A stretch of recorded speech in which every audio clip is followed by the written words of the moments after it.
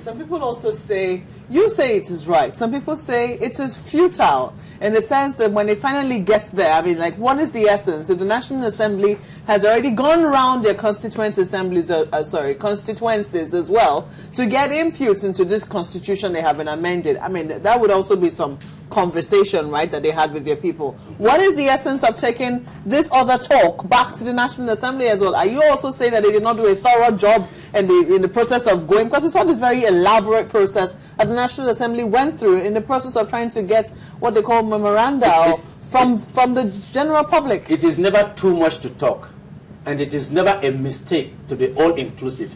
It is never a political error to seek the consent of all and sundry. Do you get it? And that is all the president is saying. He said, look, look at it this way, isn't it?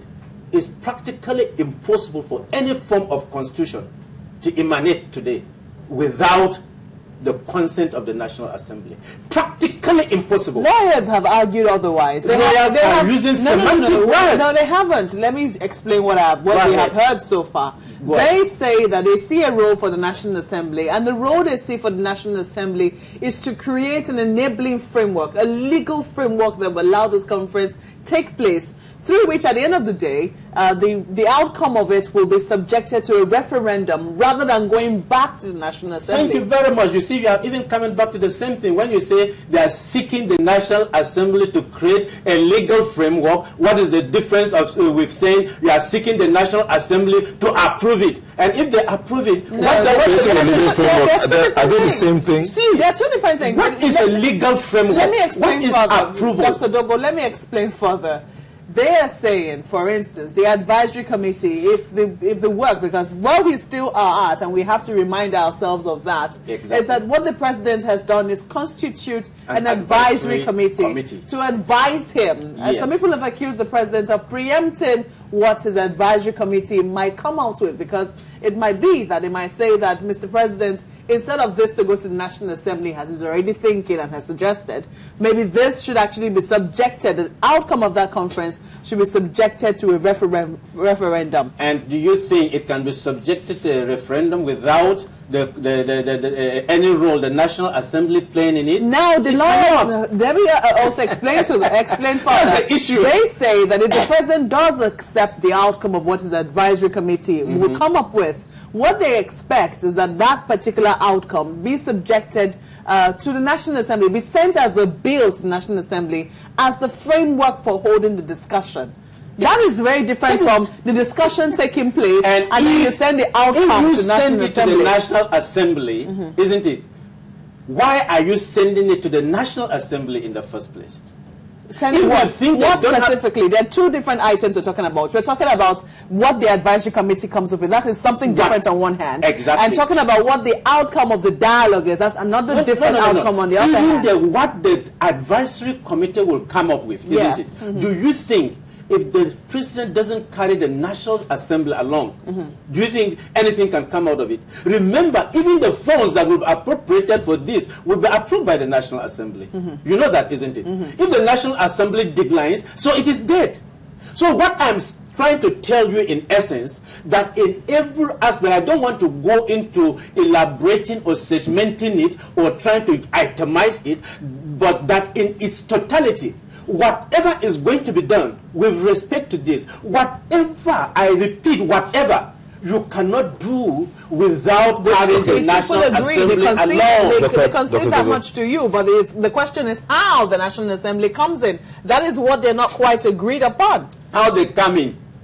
It is too obvious. You have even stated here categorically, isn't it? The president has to seek the National Assembly, you are saying legal framework. You see, what I have avoided using, what the lawyers have always used, is to play with words, isn't it? And semantically, and whatever you choose to identify and to talk about it. But we are saying, as a political scientist, I tell you that, look, everybody is important. That is what I'm trying to tell you. So you have to carry everybody along. The National Assembly, the members of the National Assembly were elected by the people. Exactly.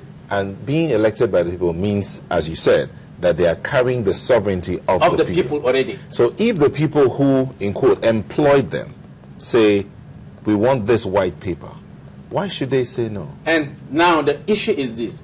How will you get the people to say you want this white paper? How will you get them to say so? Because they have already surrendered those decisions to the National Assembly. Of course, by electing them, that is what you have done. And so, if you want to say something different from the mandate you have given to them, you also have to find a way back to them. Dogo, why do you think, I mean, I don't think that, you know, it's only on our program that you've heard people talk about how the involvement of the National Assembly at the level which you are recommending, that the outcome of the entire dialogue be subjected to them. Why do you think it's been greeted with that level of distrust? I'm not saying I don't know why. Do you also see but you see, it's not an issue of being greeted with such level of distrust. But what you should be concerned with is that level of distrust possible to achieve any resulls? That is the question you will ask. If you do not trust a person, if you do not trust the National Assembly, if you do not want them to be involved in anything, if you feel you can bypass them, is it practically possible to do so and achieve any result? Some people it will be an exercise. I was very specific with my question. I asked at the level, because there are two different roles you're saying for them. Yes. I mean, two different roles have been prescribed for them. They said at the level at which you're talking about their involvement, in terms of talking about the outcome of that dialogue. Some people are saying we've had several constitutional amendment processes, and key matters in this constitution still haven't been addressed. Do you think a National Assembly will have the courage to do what they ought to do in terms of what might take place, you know, the outcome of the national dialogue? Because people are thinking that they will have the courage to address these things better outside but you see, the National Assembly. When you are starting something and you are already condemning, or you don't even have trust in a person, that is self-defeating. Do you get what I'm saying? What I'm trying to explain to you is that, look, what the president is saying, we will carry everybody along. We will seek the cooperation of every aspect of the Nigerian nation. Whether it is the people or civil society or National Assembly or this, that is my interpretation. Are you getting me? We don't want a situation whereby if we have some suggestions or we are taking this and this section will say, no, we are not aware of it. We want everybody to be involved. That all-inclusiveness will now produce anything. By the time the National Assembly accepts anything, it means they are surrendering that sovereignty that the people gave them in the first place, and they are now subjecting themselves to a new level of sovereignty that is demanded by the same people. But you see, in the first place, you have to find the legal aspect which you have explained, which is the constitutional kind of amendments. There will be one form of amendment or the other in the Constitution to enable anything like what we are discussing to come into play.